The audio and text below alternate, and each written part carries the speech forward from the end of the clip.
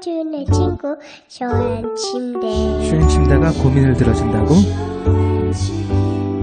편안한 잠자리의 친구 쇼한 침대. 그렇게 편안하니? 머리부터 발끝까지 너무나 포근한 느낌. 오늘부터 내 친구 쇼한 침대. 어디에 있다고? 딴지마켓에 있네. 생각은 같아도 행동은 다릅니다. 무엇을 시작하든 끝장을 보는 사람. 이재명 성남시장 첫 자전적 에세이. 이재명은 합니다. 저를 믿어주는 국민이 계시고 함께 꿈꾸는 정의로운 대한민국이 있기 때문에 저는 부러질지언정 굴복하지 않겠습니다. 이재명이 그려나갈 대한민국 희망의 지도. 이재명은 합니다. 위즈덤 하우스. 엄마, 나 가게 안 하고 싶은데. 너 가게 해봤니? 너 음식 만들어봤니? 인테리어는? 집기는? 일할 사람은? 운영은? 가게 자리는? 세금은? 너 돈이 있니? 나는 요술램프 몬스터 셰프다. 네가 원하는 모든 것을 들어주마. 맛집의 맛을 똑같이 만들어주실 수 있어요? 맛뿐만 아니라 돈과 청음의 모든 비법을 알려주겠노라. 야하! 이젠 걱정 고민 끝! 네이버 검색창에 몬스터 셰프라고 쳐주세요. 상담 문의 02-4558-8838. 몬스터 셰프! 엄마! 가글 했는데 입에서 뭐가 나왔어. 그거 올리덴탈 체크 가글이라 그런겨. 지금 쓰고 있는 가글 사용 후 확인해 보셨나요? 무색소, 무알콜, 무계면 활성제의 올리덴탈 체크 가글은 쉽게 나온 입안의 이물질을 눈으로 확인할 수 있습니다. 딴지마켓에서 판매 중입니다.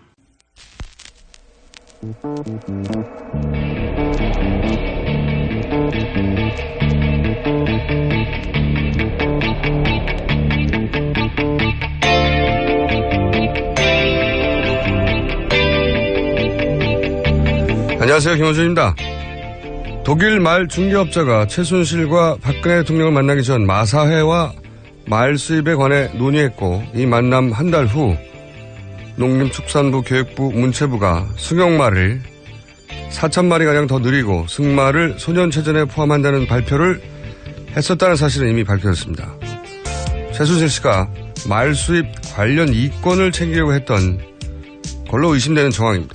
되돌아보면 황교안 대행이 경제를 살린다며 처음 인사권을 행사한 게 마사회장이었습니다. 그리고 농림축산부는 횡성군 한 군만 해도 말 사업을 대표적 6차 산업으로 육성한다며 승마시설 설치, 승마대회, 유소년 창단 등의 지원 명목으로 189억 예산을 올해 책정했습니다. 또 작년 한 해 동안 10만 헥타르의 절대농지를 해제했으며 그 이유 중 하나가 농어촌에 승마시설을 설치하기 위해서라고 합니다. 이런 일들 사이에 아무런 연결고리가 없는 걸까요? 이런 연결고리를 모두 그리고 끝까지 찾아내기 위해서라도 특검은 반드시 연장되어야 합니다. 어쩌면 우리는 아직도 그 연결고리들의 첫머리밖에 보지 못했을지도 모릅니다. 김어준 생각이었습니다.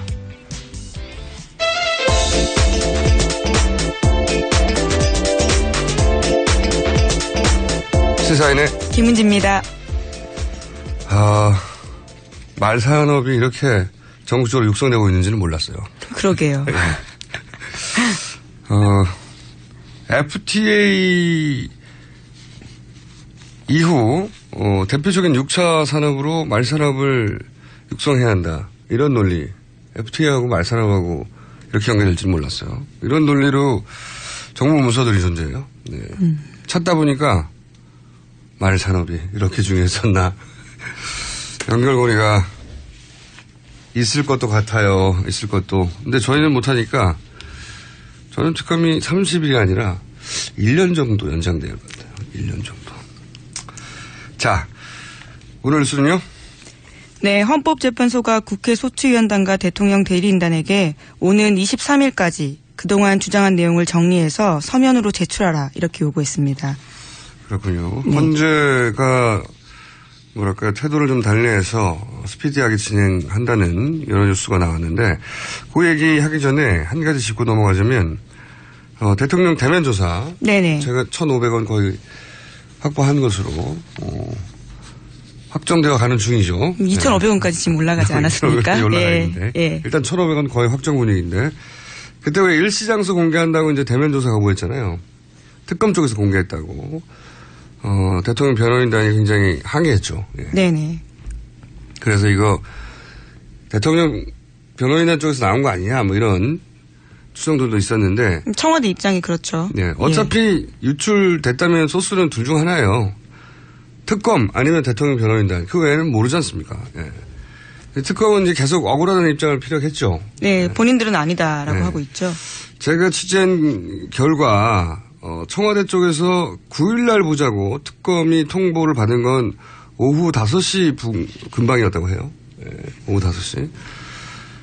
그리고 이제 이 일을 아는 사람도 특검 대본에 몇 명 안 됐고, 그래서 특검 쪽에서 당연히 누가 했어, 뭐 이렇게 내부 체크를 했을 테고, 근데 그걸 아는 사람, 알만한 사람들 중에 외근을 해서 뭐 알 수도 없었던, 예. 그래서 금방 파악이 됐다고 하는데, 사실 이 상식적으로 생각을 해봐도 특검은 어떻게 해서든 대통령 조사를 하고 싶은 입장이고, 대통령 변호인단을 어떻게든 피하고 싶은 입장이잖아요. 네네. 근데 이제 비공개 합의를 했는데 특검이 이걸 알려서 얻을 이득이 없어요, 이득이. 비공개해서 약속했는데 이걸 알려서 특검이 유리해지는 게 하나도 없잖아요. 아무것도 없는 게 아니라 손해죠. 네. 네, 1,500원 거실 때부터 그렇게 지적해 주셨었죠. 네. 네. 그런데 이 청와대가 이렇게 통보한 지 서너 시간 후에 이제 뉴스가 나온 거잖아요. 네. SBS에서는 당연히 네, 8시 뉴스죠. 취재원 보호를 해서 알릴 수 없을 테고 제가 오늘 작은 단독을 하나 하자면 네, 저도 열심히 취재했거든요. 네. 그 일정과 장소의 유출자는 박근혜 대통령 변호인단 중 한 명으로 강력히 추정된다. 네, 강력히 추정된다. 자기들 쪽에서 흘러나간 정보를 특검에 뒤집어 씌운 거다. 네. 원래 이럴 때 법조 출입 기자들 또는 뭐 청와대 출입 기자들 혹은 뭐 특검 출입 기자들 사방팔방에 모여가지고 모든 기자들이 주변을 캐기 마련이잖아요. 그래서 흘러나온 정보 찌끄러기라도 주술라고. 네. 기자시니까 잘 알잖아요. 네, 쓰레기 주로 다니죠. 주술라고 막. 네네.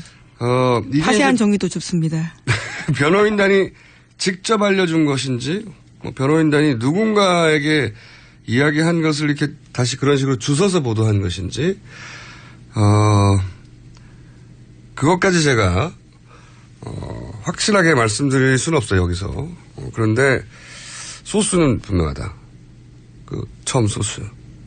이게, 근데 변호인단 쪽에서 저는 피해자 코스프레를 한다고 해석할 수밖에 없는 정황이 있는 게, 정보가 흘러나온 사람과 특검에 이런 정보가 나오면 어떡하냐고 항의한 사람이 동일 인물이에요. 네. 취재하신 바에 따르면 그렇다는 거죠. 예, 예. 제가 취재하신 바에 따르면. 예. 네. 단독 하나 하겠습니다. 네. 유출은 그쪽 방향에서 나왔다. 네. 자, 여기까지 하나 하고요. 할 일 한 것 같네요, 오늘. 네. 자, 다음 뉴스 전해주십시오. 네. 헌재 관련 뉴스 계속 많죠? 예. 몇 가지 더 지워드리면요. 국회 탄핵심판소추위원단이 그래서 박 대통령 변론 출석 여부를 14일까지는 알려줘야 된다. 이렇게 어제 주장했습니다. 그러니까 이제 헌재에서 끌려다니는 거 아니냐. 그리고 또, 정보지들에서 나온 루머들. 예. 아직은 루머라고 표현해야죠, 당연히. 예. 루머들에 따르면은 좀 헌재에서 이런저런 재판관들 이름이 등장하잖아요. 구체적인 이름이 등장해요. 이게 문제가. 그러다 보니까 이제 헌재도 그렇지 않다는 태도를 보여줘야 되는 거겠죠, 지금. 예, 그렇죠. 더 이상 끌려다니지 않겠다 이런 태도인 것 같아요. 예, 그래서 어제는 10번씩이나 말을 끊고 대통령 쪽 변호인단 신문에 주의를 주기도 하고요. 예. 굉장히 효율적으로 진행을 하겠다라는 식의 이야기들을 강조했다고 합니다. 근데 이게 이제 분위기가 확실히 바뀐 점이 있어요. 새누리당에서 이제 연찬회를 했거든요. 근데 이제 탄핵 초반만 하다가 대통령은 억울하다. 탄핵은 기각돼야 된다. 뭐 이런 호소 한탄 이런 분위기였는데 어제였나요? 연찬회의 내부 분위기는 기각될 수 있다고 그렇게 믿는 분위기로 바뀌었다고. 예. 워딩이 바뀌었어요. 그리고 이쪽에서 헌재 판결을 받아들여야 된다고. 자신들이 원하는 결과가 나올 확률이 높아졌다는 어떤 그런 공감대가 있는 것 같아요. 예. 그걸 어떻게 알겠어요, 근데? 그냥? 이분들도 다 그냥 찌라시를 보고 그러는 걸까요? 네. 저는, 그리고 이제 정보지에 이제 구체적인 이름들이 거론되잖아요. 근데 이제 상식적인 수준에서는 이게 루머의 관점에서 보면 박근혜 대통령이 직접 임명한 재판관들을 당연히 처음에 거론을 하겠죠. 근데 이건 근거가 저는 없다고 보고 그 자체만으로는 임명했다고 반드시 뭐 생각해보면 그 박원순 소장도 네, 그렇죠. 네. 대통령이 임명했습니다. 네, 대통령 임명이 나온 거기 때문에 근데 이분은 3월 13일 이전에 해야 한다고 강력히 그리고 이분을 그렇게 그 새누리당에서 비판한다고 하잖아요. 토론에서도. 네, 어제 토론회에서 그런 막말도 나왔습니다. 뭐라고 그랬다고요? 이노근 전 새누리당 의원이 한 말인데요. 다른 사람도 아니고 그 사람은 말 그대로 자기 어미를 잡아먹고 태어난 살모사 같은 사람이에요. 이렇게 이야기했다고 합니다. 이게 예. 임명권자인데. 예, 뭐 배신했다 이런 취지의 이야기죠. 예. 예. 자기들 뜻대로 움직여주지 않았다는 거죠. 네. 그래서 임명했다는 것만으로 이렇게 거론되는 건 제가 보기엔 억울한 면이 많을 거라고 보고 그분들은. 근데 그 임명한 분들 중에 한 분 이름이 자꾸 루머에 거론되긴 해요. 지속적으로. 또 한 분은 이 5.16 군사 구테타에 대해서 이제 남다른 생각을 가지신 분 있는데 그분도 계속 거론되고. 저는 심각하게 생각하는 게 세 번째 이름도 자꾸 거론된다는 거예요. 3명이면 기각되는 거거든요. 네. 이게 새누리당 내에서도 이런 정보지를 보고 이런 자신감을 얻었는지 정보지가 이런 자신감으로부터 얻은 소스가 있는 건지 거꾸로인지 모르겠으나 기자들이 이런 정보지 이름들이 많이 거론되니까 실체 파악에 나섰겠죠. 예. 네, 그래서 어제 이정미 재판관 권한 대행이죠. 네, 이런 얘기가 나오니까 이제 선을 그었습니다. 네, 예. 그건 말이 안 된다고 선을 긋기도 하셨고. 근데 이정미 재판관은 모를 수도 있어요. 본인한테 연락이 안 왔으면. 예. 여하간 제가 이제 이런 걱정을 하는 것은 이런 큰 판결 직전에 의뢰에 있는 한바탕 해프닝 아니겠는가. 이렇게 바라볼 수도 있지만 또 한편으로 걱정을 하는 것은 지난 탄핵 국면에서 탄핵 심판 들어가기 전에 비박계에 2인 1조로 압박이 들어갔었다고 하는 제보를 제가 받고 그것도 복수에 얘기한 적이 있지 않습니까? 같은 당내에 있던 사람들도 막 사람들을 동원해서 압박할 수준이라면 그런 유혹을 느끼지 않겠어요? 그런 유혹은 있을 수 있다. 이거 많은 기자분들이 취재에 나가야 할 실체 파악에 나서야 할 대상이라고 봅니다. 걱정이 됩니다. 그런 평상시라면 그냥 당연히 루머라고 웃어 넘길 테지만 취재를 좀 해봐야 된다. 네네. 자, 다음 뉴스는요? 네, 관련해서 어제 조선일보 일면에는요, 이런 광고가 났습니다. 원로법조인이라고 하는 9명이 대통령 탄핵 심판에 대한 의견을 낸 건데요. 국회의 탄핵소추 의결부터 헌재 심판 진행에 이르는 전 과정이 법적 하자가 있다. 이렇게 주장을 한 겁니다. 게다가 국회는 신문기사나 심증만으로 탄핵을 의결했다면서 문제가 있다라는 취지의 이야기를 한 건데요. 거기다가 일괄적으로 국회에서 투표한 거는 중대한 적법 절차 위반이다. 이런 주장도 했습니다. 아니 지금 대통령 탄핵이 심증만으로 된 거예요? 이건 너무나 많은 증인들이 나오고 있지 않나요? 문서와. 예, 지금도 그렇죠. 계속. 예. 야, 근데 이제 이런 노력들, 그러니까 이제 복합적인 놀이거든요. 탄핵 심판관들 중에 개별 접촉을 했는지, 혹은 이런 정보지를 받는지는 모르겠으나. 자신감을 얻게 한 그런 정보가 있는 것이고, 그리고 이제 그런 판결을 내릴 재판관들에게 봐라. 이런 분위기가 있다. 이거 돈 내서 광고 낸 거예요. 네, 그렇죠. 생각해보세요. 전 대법관이 자기 돈 내가지고 신문 광고 본 적 있어요? 어떤 판결에 대해서? 이거는 전례가 없는 겁니다. 전례가 없는 거.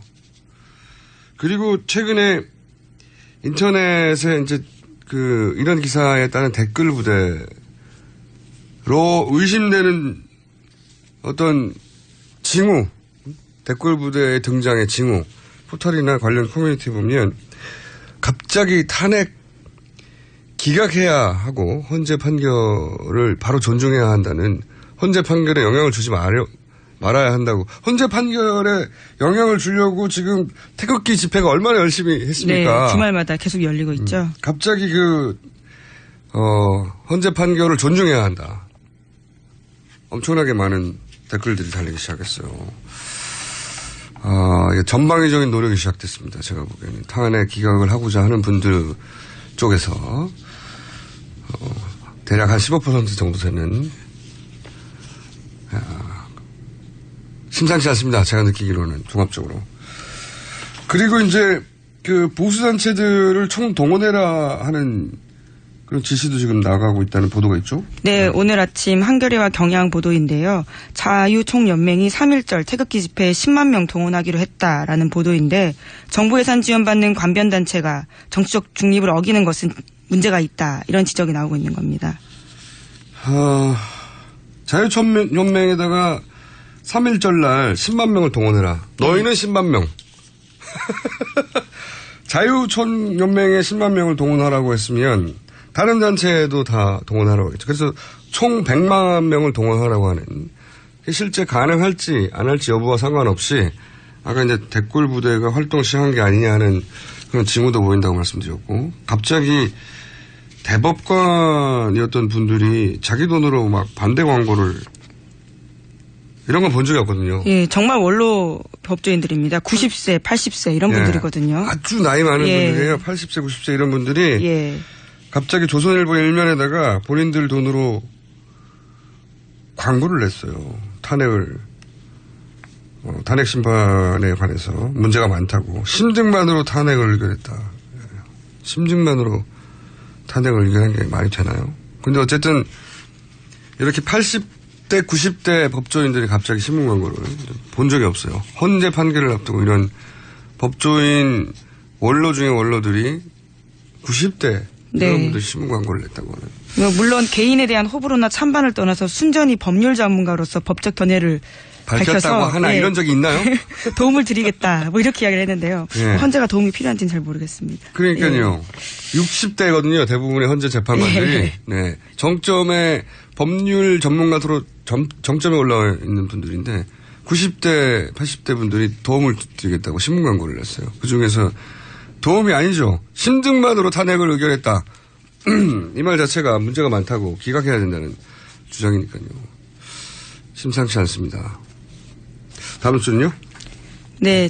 증권 관련된 뉴스가 좀 뜬금없을 수도 있는데요. 들어보시면 최순실 게이트와 관련이 있습니다. 한국경제 보도인데요.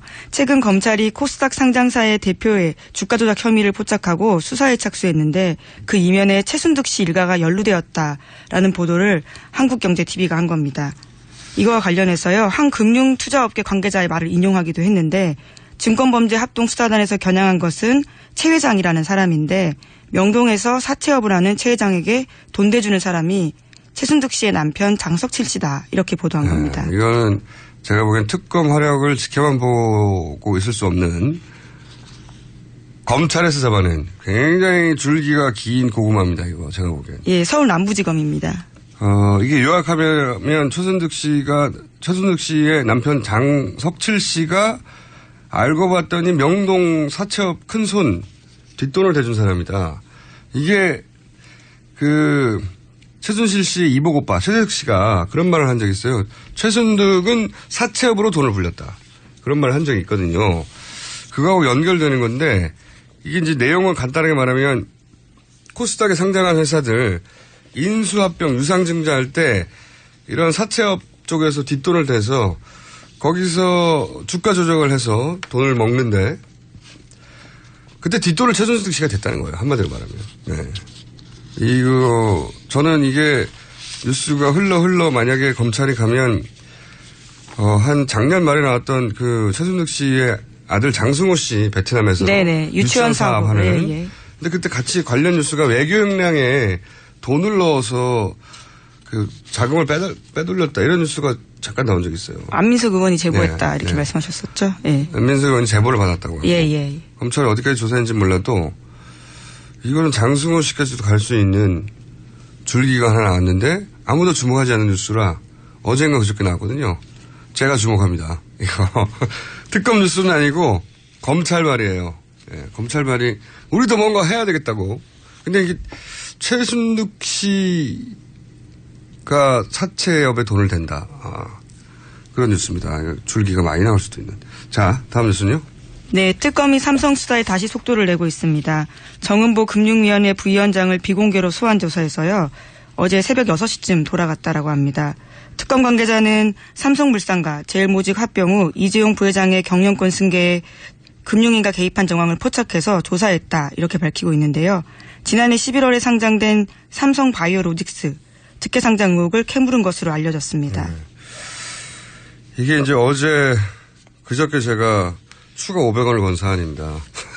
이게 공정위 금융위를 갑자기 압수수색했는데 이거는 삼성 이재용 부회장 영장 재청구를 타겟으로 지금 이쪽을 뒤지고 있는 건데 이게 관련 뉴스가 중요한 게 뭐냐면 공정위나 금융위가 뭔가 중요한 결정 사항을 있을 때 삼성에 유리한 결정을 내렸다는 건데 결론적으로. 예. 근데 그때 그것을 청와대가 그렇게 하라고 지시했다는 겁니다. 예, 그렇죠. 그런 뉴스들이에요. 다. 예. 오늘 아침 한국일보 보도인데요. 관련해서 특검이 안종범 전 수석을 상대로 청와대가 삼성 바이오로직스 주식 상장 도와줬다라는 취지의 진술을 했다라는 겁니다. 그것을 확보했다라는 건데요. 또 게다가 안 전 수석의 추가로 발견된 수첩에도 삼성 바이오로직스라고 쓰여 있고요. 이것에 대해서 물어보니까 안 전 수석이 청와대 지시였다라고 이야기를 하는 거죠. 이게 이제 새로 발견된 그 종범실록 39건 네. 중에 나온 거잖아요. 예. 네. 이게 종범실록 몇 장 몇 절에 나오는 건지 모르겠는데 앞으로 39건이 돼 있는데 이게 얼마나 많이 나오겠어요. 특급 연장돼야 돼요. 정말로. 근데 이 39건 몇 장 몇 절인지는 앞으로 이제 밝혀지겠지만 여기서 나온 내용 중에 추가적으로 삼성 관련 뉴스가 많이 나온 거죠. 네, 그렇죠. 네, 그 메모들이. 근데 예. 그 메모들이 하나같이 삼성 쪽에 먼저 알려줘라. 혹은 삼성이 이걸 하도록 도와줘라. 하는 내용들이 있고 아마도 이게 이재용 부회장 영장 재청구할 때 새로운 사실이 있거나 해야 되거든요. 박근혜 대통령을 뇌물 수뢰자로 대면 수사를 했거나 똑같은 내용을 똑같이 영장 청구할 수는 없거든요. 예, 한 번 기각된 사실이기 때문에 예. 보충을 하긴 해야 될 겁니다. 그때 아마 집중적으로 보충되는 내용들이 아니겠는가. 그리고 이게 영장 이 기각되느냐 아니면은 영장이 받아들여지느냐 굉장히 중요한 게 영장이 만약에 받아들여지면 영장이 나오면 헌재에도 영향을 일정 정도 주게 되는 거죠. 기각되면 또 반대 영향을 주게 되는 거죠. 그래서 제가 또 500을 걸었지 않습니까? 예. 영장 기각을 하려고 대면 수사를 안 받는 거라고. 대면 수사를 만약에 받는다면 예외적으로 얘는 딱 하나 있어요. 영장이 청구된 이후. 예. 영장이 청구된 이후에 받을 가능성이 유일하게 남아있다. 여기에 추가 500원 겁니다. 너무 많이 걸어가지고 이제. 3,000원 되신 건가요? 네. 갚부되겠어요. 자, 만약에 한다면 딱 하나 이외에는 영장이 청구된 이유. 하지만 안 된다에 저는 여전히 거의 몰빵을 합니다. 네. 여기까지 할까요? 네, 제목으로 놓치지 말아야 될 제목 정도 있나요?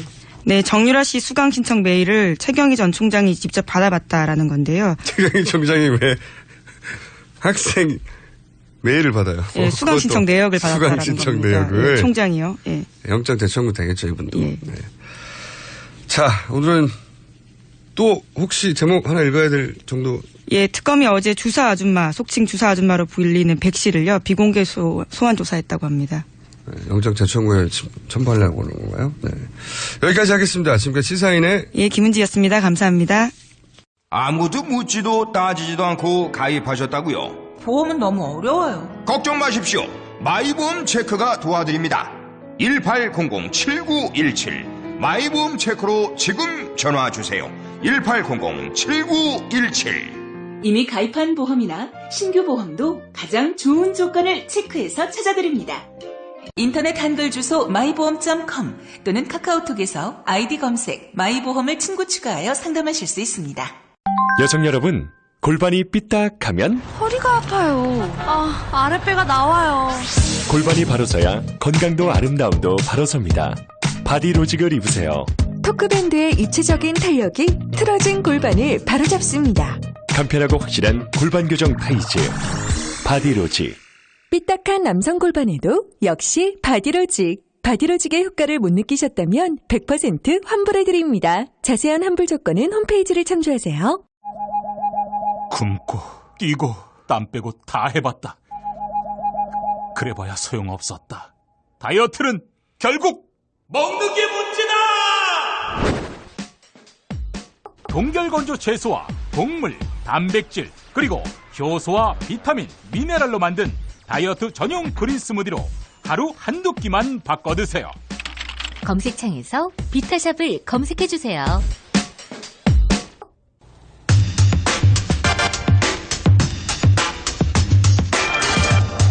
새누리당, 이제는 자유한국당이죠. 자유한국당에서 대선 후보를 내지 못할 거라는 전망을 띄웠고, 이인재 전 의원을 시작으로 해서 벌써 3명째 대선 출마 선언이 이어지고 있습니다. 오늘은 지난 6일 대선 출마를 선언한 원유철 의원 전화 연결했습니다. 안녕하세요, 의원님. 네, 안녕하세요. 원유철입니다. 네, 요즘 굉장히 적극적으로 언론에 인터뷰를 하시던데 감사합니다. 저희한테 응해주셔서. 네. 불러주셔서 감사합니다. 네. 제가 다른 질문 드리기 전에 네. 새누리당이 아니죠. 자유한국당. 자유한국당은 뭐라고 줄여서 불러드리길 원합니까? 자유한국당에서는? 저희 새누리당이 이제 자유한국당으로 당명이 최종적으로 다음 주 월요일 날 바뀔 예정입니다. 이제 전국위원회를 열어서요. 그렇군요. 아직 확정은 아니군요. 예. 최종적으로 월요일 날이요. 다음 주. 한국당이 되겠습니다. 약칭해서는. 예. 한국당. 네네. 보통 앞자에서 많이 따서 자유당으로 불릴 가능성이 높은데요, 사람들한테. 그 자유당은 예전에 있었 거고요. 네. 그 자유라는 그 단어는 이 보수의 상징성이고요. 오늘의 대한민국이 있기까지 그 아주 담고 있는 그 소중한 가치를 담고 있는 단어 아니겠습니까? 그 자유라는 것도 굉장히 중요하죠. 자유한국의 의미를 담아서 저희가 자유한국당이라고 최종적으로 지금 결정이 된 상태인데요. 최종적으로 당에서는 이제 전국위원회에서 승인을 받아야 되기 때문에 다음 주 월요일 날 확정이 되겠습니다. 네. 근데 이제 익숙하게 만드는 의미에서 그냥 오늘은 제가 자유한국당이라고 하겠습니다. 예. 어차피 바뀔 거니까. 네, 편하게 하시면. 네네. 네. 예. 근데 그 자유한국당에서 이번 대선에 몇 분이나 경선에 나오실까요? 뭐 10명이 나올 수도 있다는 얘기도 있어가지고요. 예. 지금 뭐 최종적으로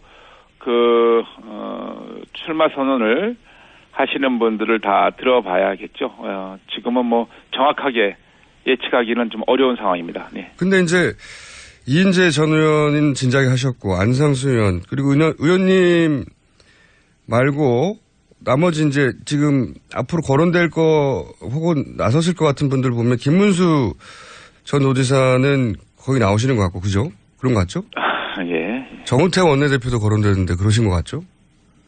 글쎄요, 뭐 최종적으로 입장을 아직 밝히고 있지 않아서 모르겠습니다. 좀 봐야겠습니다. 네. 이완구 전 총리와 홍준표 도지사, 이런 분들도 거론되는데 가능성이 있나요? 글쎄, 제가 그분들의 생각을 제가 말씀드린 건 적절치 않습니다. 그러면 한 분만 더 여쭤볼게요. 네네. 황교안 대행은 나옵니까? 글쎄요, 그것도 뭐 알 수가 없는 거죠. 예. 그래도 이제 분위기라는 게 있지 않습니까? 지금 황교안 대행은 그 국정의 이 공백 상황을 성실하고 또 차분하게 메꿔야 되는 위치에 있고요. 최근에 이 구제역이라든가 이런 민생 현장이 많이 발생하고 있지 않습니까? 민생에 집중하고 또 안보도 잘 챙기는 이러한 대응이 돼야 되겠죠. 출마 여부는 이제 앞으로 법적인 문제가 해소되거나 이 탄핵이 어떻게 결정되느냐에 따라서 달라질 수가 있는데 제일 중요한 건 국민들의 마음이겠죠. 아무튼 뭐 누구나 다 출마할 수 있는 건데 지금 상황에서는 황교안 대행께서는 국정에 그 매진을 하는 게 맞다. 저는 이렇게 보고 있습니다. 물론입니다. 지금은 그런데 네네. 앞으로 상황에 따라서는 이제 나오실 가능성도 있다는 거죠. 예. 특히 탄핵이 기각되면 나오실 가능성이 아주 높다고 봐야 되겠죠? 그럴 가능성이 매우 높다고 저도 생각하고 있습니다. 네. 탄핵이 기각될 가능성은 얼마나 높다고 보십니까? 글쎄 지금 뭐 헌재에서 한참 재판이 진행 중인데. 네. 개인적인 전망은 적절치가 않죠. 예. 지금 그러지 않아도 정치권에서 헌재에 대해서 여러 가지 형태로 압력을 가하는 거 별로 제가 좋게 바라보고 있지 않습니다. 예. 자, 그러면은 한 가지만 이 관련해서 공약도 여쭤봐야 되는데 그 전에 하도 여러분들이 나오신다 싶어서. 네. 이게 이렇게 많은 대선 후보들이 거론되는 이유가 특별히 있을까요? 이게 인해 전술인가 싶을 정도로 많은 분들이 거론돼가지고 혹시 우리는 절대 불임 정당이 아니다 이런 강력한 의지를 표명하는 건가요? 우리 새누리당이 예.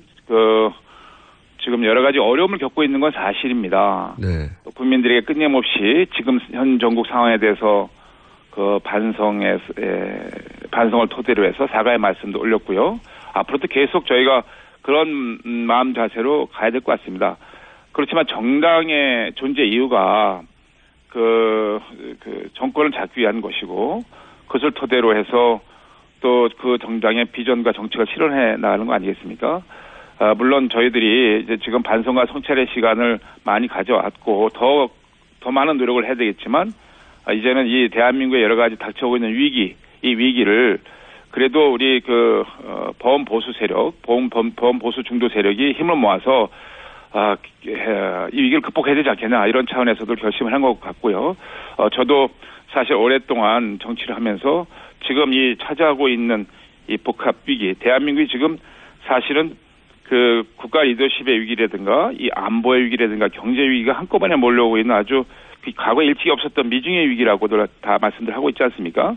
그런데 이러한 위기는 사실 이 구조적이고 근본적인 위기라고 저는 보고 있습니다. 제가 이번에 대선에 출마하기로 결심한 이유를 좀 말씀을 드리는 건데요. 네. 그래서 저는 이 구조적인 위기를 좀 근본적으로 해결해서 우리 대한민국을 좀 더 강한 대한민국, 이 당당한 대한민국으로 좀 만들어야겠다라는 결심을 하게 됐다는 말씀을 드리고요. 안보 위기 같은 경우에는 이 북핵 문제로 인해서 이 한반도의 평화를 항상 위협하고 있고 대한민국의 최대 안보 이슈인데요. 이것을 완전히 좀 해결해야 되겠다. 저는 그래서 한국형 핵무장을 주장하고 있습니다. 네, 저도 그 얘기 드리려고 그랬는데 네, 제 의원님을 하면 항상 생각나는 게 가장 먼저 핵무장을 공개적으로 주장하신 분이지 않습니까? 네, 제가 국방위원장 시절 때부터 북한의 핵 위협에 맞서서 자위권 차원에서 우리도 핵 능력을 갖춰야 된다고 주장을 했었죠. 네. 네. 지금 현재 첫 번째로 눈에 띄는 공약도 여전히 이제 핵무장인데요.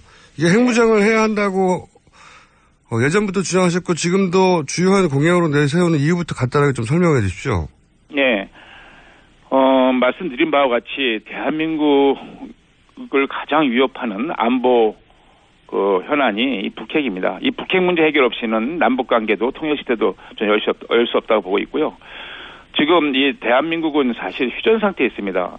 이 한반도가 비핵화된 상태면 좋은데 이 휴전된 상태에서 한쪽은 핵의 능력을 계속 고도화시키고 있고 한쪽은 국제사회와 함께 노력을 하고 있지만 20년이 지난 지금 10년이 지난 지금 사실은 우리는 그냥 다람쥐 쳇바퀴에 돌듯이 이 구두선에만 그치고 있는 상황입니다. 예를 들자면 최근 10년 동안만 보더라도 북한의 김정은 정권은 5차례나 핵실험하고 작년에만 해도 2차례 핵실험했죠. 이 5차례 핵실험한 결과 또 20몇 차례가 넘는 미사일 발사를 했어요. 이런 대량 살상 무기의 위협이 이제 우리 현실로 다가왔습니다. 이 코앞 현실로 다가왔습니다. 그렇지만 우리는 북한이 그런 핵실험과 미사일 발사할 때마다 국제사회가 함께 또 중국이 중심이 된 6자회담 다 풀어보려고 했지만 이것이 다 그런 노력들이 수포로 돌아왔어요. 우리가 북한한테 끊임없이 이제 핵을 포기하고 같이 남북이 이 평화와 공동의 길로 같이 나가자가 호소했지만 북한 정권은 이를 외면했기 때문에 저희는 이제 우리도 핵에는 핵으로 억제하는 것이 가장 강력한 억제력을 갖추는 거기 때문에 우리도 자위권 차원에서 핵을 가져야 된다. 그 유명한 그 외교관인 그 헨리 키신저 미 국무장관 전 장관도 이웃 국가가 핵을 가졌을 때 가장 강력한 불가침 조약은 핵을 갖는 길밖에 없다. 네, 알겠습니다. 얘기를 했지 않습니까? 그런 차원에서 이제 이 안보 문제에 대해서는 국민들이 정말 핵 때문에 이 공포에 떨지 않고 밤잠을 편안하게 주무실 수 있도록 이걸 완전히 해결해야겠다라는 차원에서 우리도 한국형 핵무장을 하되 북한이 핵을 포기할 때 우리도 핵을 내려놓는 조건부 핵무장이 되겠습니다. 조건부 핵무장. 제가 이제 그 공약을 내세운 이유는 충분히 들었고, 그러면 제가 반론 혹은 의문을 좀 제기해보자면요. 그 논지는 충분히 이해하는데 현실적으로 우리가 따져보면 플루토늄 재처리부터 해야 되는데 이것부터 안 되지 않습니까? 원자력 협정으로. 네. 어떻게 해결하죠, 이건? 지금 이거는 사실 정치권의 결단과 의지의 문제입니다. 그 NPT 10조에 보면 비상사태 때 그 NPT를 탈퇴할 수가 있습니다. 그 가입 국가도요. 근데 우리 지금 대한민국은 아주 비상사태입니다. 핵 확산 방지 조약을 탈퇴하자. 전 세계에서 유일하게 분단 국가, 지금 그 휴전 상태에 있는 그런 분단 국가고요. 그런데 한쪽은 끊임없이 지금 그 핵의 능력을 고도화시키고 있고, 그 미사일 발사를 비롯해서 여러 가지 대량 살상 무기를 계속 도발하고 있지 않습니까? 이런 상황 자체가 비상사태입니다. 저는 그것만 가지고도 우리가 충분히 그 명분이 있다고 보고 있고. 그러면 의원님, 핵 확산 방지 조약을 탈퇴하면 혹은 뭐 위반하면 이란이 그랬듯이 북한이 그랬듯이 경제 제재를 당하지 않습니까? 우리는 무역 의존도가 굉장히 높은 나라인데 이게 가능한 건가요? 예, 그래서 그것을 저희가 전문가들하고 우리 국회에서 핵 포럼에서 그 관련 전문가들하고 심도 있게 토론을 했습니다. 그래서 우리가 탈퇴를 했다가 다시 가입하는 그런 그 시기라든가, 그다음에 우리가 어느 정도 이 경제적으로 그 여러 가지 어려움을 헤쳐나갈 수 있는가 이런 걸 다 했는데 그 기간이 우리가 충분히 그 경제적으로 우리가 몇 년 탈퇴했다가 다시 재가입하는 겁니까? 지금 이제 전문가들의 말씀을 드리자면 한 1년에서 1년 6개월 정도 보고 있습니다. 네. 1년에서 1년 6개월 동안 탈퇴하고 그 사이 경제 제재를 당하더라도 그 사이 핵 개발을 할 수 있다 이런 말씀이신 건가요? 네, 지금 뭐 서울대학교의 서균열 원자력공학과 교수님 같은 경우에 제가 어저께도 좀 만나 뵙고 왔는데요. 그분들 초청해서 말씀드렸는데 우리의 지금 사실 그 대한민국의 그 핵 능력이라는 것이 상당한 수준 아니겠습니까? 원전 기술도 뭐 세계에서 뭐 알아주는 거고 5번째 규모 갖고 있고 우리가 마음만 먹으면 뭐 6개월 정도 짧은 6개월 정도 길게는 뭐 또 좀 더 걸리겠습니다만 1년 6개월 정도 걸리겠습니다만 그러한 능력을 갖고 있고요. 지금 그 북한의 핵 위협이 사라지지 않고는 이 한반도의 평화는 그 이유는 알겠는데 없다. 그래서 말씀을 드리는 겁니다. 자, 그러면 NPT를 탈퇴하고 경제 제재를 한 1년이나 1년 반 정도 견디고 다시 재가입을 전제로 한 후에 그럼 그 사이에 미국이 이걸 허용해야 하지 않습니까? 말하자면 우리가 지금 현재는 미국의 핵 우산 아래 있는데 미국하고는 어떻게 하죠? 지금은 한미동맹이 매우 중요한 우리 대한민국의 안보, 또 경제적인 자산 가치입니다. 틀림없고요. 그렇지만 우리의 운명을 언제까지 동맹국에게만 맡길 수 없지 않습니까? 우리가 지금 핵우산으로 지금 북한의 핵을 억제하고 있지만 우리가 비가 올 때마다 옆집 가서 우산을 빌려올 수 없는 거 아니겠습니까? 그러면 미국과 군사동맹 관계가 한 1년 반 정도 균형이 있더라도 먼저 핵을 보유하는 게 우선이기 때문에 이런 말씀이시는 거네요? 미국의 트럼프 대통령도 그 선거 유세 과정 속에 물론 지금 입장이 조금 달라졌습니다만 한국도 자체적으로 북한 핵에 맞서서 핵을 개발할 수도 있다 이런 취지로 굉장히 파격적인 주장이신데 자, 그러면 핵을 개발해도 의원님 여러 가지 지금 중요한 건 가장 중요한 판단 기준은 우리 대한민국과 국민의 안위를 어떻게 지키고 갈 거냐. 점점 고도화되고 이 불안정성이 높아져가는 지금 중국이 사드 우리 그 북핵 위협에서 맞서서 하려는 이 방어 목적인 사드 배치도 저렇게 내정 간섭하듯이 방해하고 간섭하고 있지 않습니까? 이건 심각한 문제입니다. 이건 대한민국의 정말 당당한 대한민국이 되기 위해서 제가 여러 드릴 말씀 많이 있습니다만 지금 우리 주권, 우리 군사적인 주권 문제에 대해서도 심각하게 침해받고 있는 사실에 대해서 정말 한탄할 노릇이죠. 예. 그런데 방어 무기인 사드에 대해서도 중국이나 러시아가 이 정도로 압박을 하는데 핵을 가진다고 하면 한반도 긴장이 굉장히 올라가지 않을까요? 돌파해 나가야죠. 지금 돌파해 나간다고요? 사실 그런 의지도 없이 알겠습니다. 예. 그럼 진짜 하실 수 있죠. 자, 그러면 네네. 핵을 개발해도 전시 작전권이 있어야지 전시 작전권이 없으면 의미가 없지 않습니까? 그럼 전시 작전권도 회수하는 겁니까? 지금 그 전시 작전권 문제의 그 시기는요. 사실은 이 북한의 핵과 관련돼 있습니다. 연동돼 있습니다. 사실 그 전시 작전권 지금은 2020년까지 연기돼 있죠. 예. 2020년 중반까지로 돼 있는데 그것은 이제 북한의 핵과 미사일 위협에 맞서서 대한민국의 그 현재 방어 시스템인 킬체인하고 그 한국형 미사일 방어 체계가 그 완비되는 그 체계가 완비되는 시점을 2020년대 중반으로 보고 그때 완비가 되면 우리가 지휘권을 가져야겠다라는 차원에서 군 당국에서 정부에서 추진을 했던 건데요. 만약에 우리가 한국형 핵무장을 하게 되면 언제든지 가져와도 되죠. 예. 그러니까 전시 작전권도 포함해서 미군과의 그 군사 공조는 좀 약화시키더라도 핵을 자체 무장하는 게 훨씬 중요하기 때문에 전시 작전권도 가져와야 된다고 생각하시는 거네요, 그러면? 그렇죠. 언젠간 가져와야 되는데, 그거 당연히 가져와야죠. 가져와야 되는데, 지금 전시 작전 지휘권 문제는 거듭 말씀드리지만, 북핵의 위협에 대한 해소가 됐을 때 가져오려고 하는 거 아닙니까? 그런데 우리가 한국형 핵무장을 했을 경우에는 우리 완전히 이제 핵을 억제할 수 있는 능력을 갖추기 때문에. 근데 아까 말씀으로는 제가 이제 궁금해서 그런 겁니다. 아까 말씀으로는 경제 제재 한 1년 반 정도 받을 수 있고 그때는 미국과 관계가 좀 예전 같지 않겠지만 이렇게 말씀하셨는데 전시 작전권은 그럼 둔 채로 1년 반 동안 경제 제재를 받는 건가요? 전시 작전권을 그때 달라고 하고 1년 반 동안 개발하는 건가요? 아니죠. 그러니까 그거는 이제 우리가 완전히 이제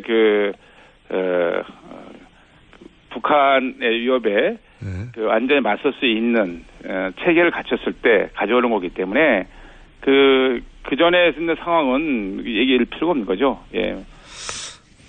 전시 작전권은 미국한테 두고 그 사이에 경제 제재나 미국과의 관계가 좀 소원해지더라도 그 사이는 개발하고. 그러니까 구체적인 액션 플랜을 좀 듣고 그게 사람들한테 설득력이 있으면. 네, 그래서 제가 이제 원칙을 3부 원칙이라는 걸 또 내세웠고요. 또 그 과정 속에서 미국을 또 설득하는 작업이 필요하고, 어떻게 보면 우리가 완전히 북핵을 제압하는 그런 능력을 갖추는 것이 결과적으로도 미국 안보에도 도움이 된다. 한미동맹 차원에서 그렇게 이제 설득을 하는 것도 또 중요한 일이 될 것입니다. 예. 근데 이제 우리가 그런 논리로 핵무장을 하면 일본이나 대만도 사실 핵을 무척 갖고 싶어 하는데 주변 국가들도 다들 핵을 갖겠다고 핵무장 하겠다고 나오지 않을까요? 이거 핵무장 그 나라들이 알아서 판단해서 결정할 문제죠. 우리가 판단할 문제고요. 지금은 정말 엄중한 상황이고 연일 지금 그 북핵 위협이 지금 날로 고조되고 있는 상황 아니겠습니까? 이 상태에서 우리가 그냥 바라만 보고 있을 수 없는 상황이죠. 이렇게 모든 주변 국가들이 핵무장을 한다고 나서고 이렇게 압박을 하는 게 더 위험한 상황이 되지 않을까요? 예. 글쎄요, 그거는 이제 그 나라들이 판단할 문제고, 그거는 우리는 우리의 문제가 시급한 거니까, 예. 각국이 알아서 판단할 문제라고 생각합니다. 예. 알겠습니다. 전체적인 취지는 제가 이해했고요. 네. 탄핵이 기각될지 인용될지야 물론 모르시겠지만, 기각되는 것이 마땅하다는 혹은 인용되어도 어쩔 수 없다는 개인적인 입장은 있을 수 있지 않습니까? 의원님의 입장은 어떠십니까?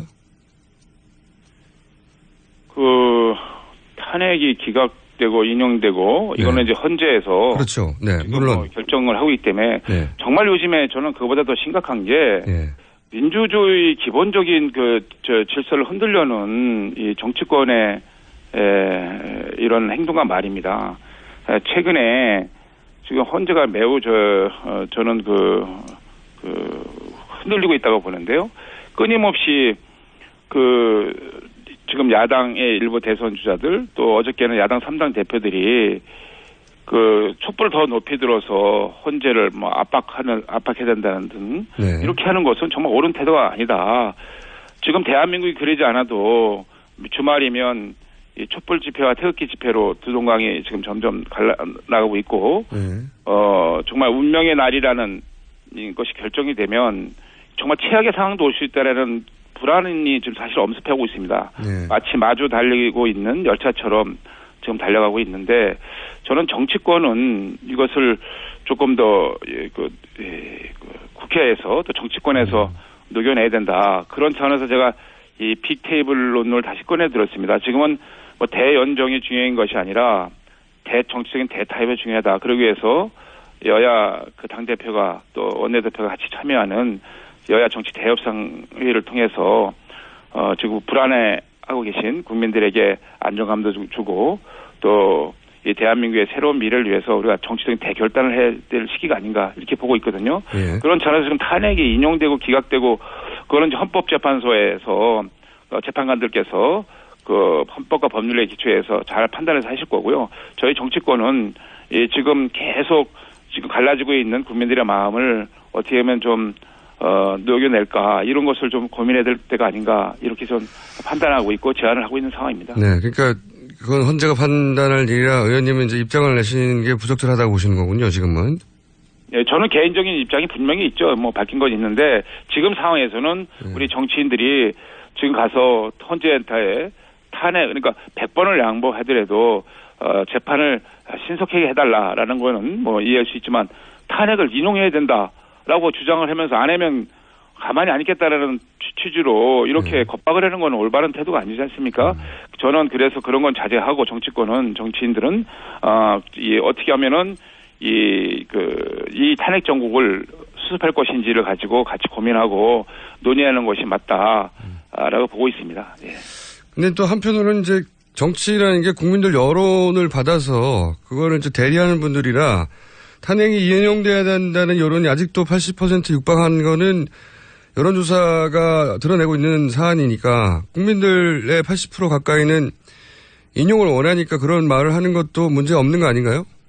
그럼 여론조사로 재판을 하지 그러면 굳이 재판을 아니 재판을 하라는 게 아니라 이제 그런 주장을 할 수 있지 않습니까? 재판이야 헌재가 하겠죠. 그거는 아니죠. 그거는 뭐 그거는 여론은 스스로 바뀌는 것이고요.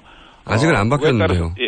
그런 거에 따라서 결정이 된다면 국가 운영이 어떻게 되겠습니까? 그거는 이제 그 어떤 제도나 또 어떤 원리에 따라서 국가 운영이 헌법과 법률에 의해서 국정이 운영돼야 되는 거고요.